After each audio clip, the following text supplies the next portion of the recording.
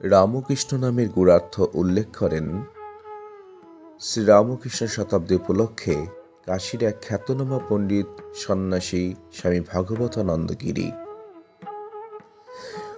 যথা রমন্তি যোগিনঃস্মিন্নতি রাম কর্ষতি ভক্তনাং দুঃখং পাপং মনোবেতি কৃষ্ণ। যোগীগণ যাহাতে রমণ করেন তিনি রাম, এবং যিনি ভক্তগণের দুঃখ বা পাপ আকর্ষণ করিয়া নষ্ট করিয়া দেন, অথবা স্বীয় ভক্তগণের মন নিজের দিকে আকৃষ্ট করিয়া স্বীয় ভক্তিতে তল্লীন করিয়া দেন, তিনি কৃষ্ণ।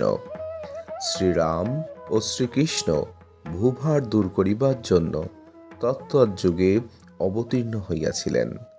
তাহাদের উভয়েরই একত্র সমাবেশ ইদানীং রামকৃষ্ণ নামের হইয়াছে।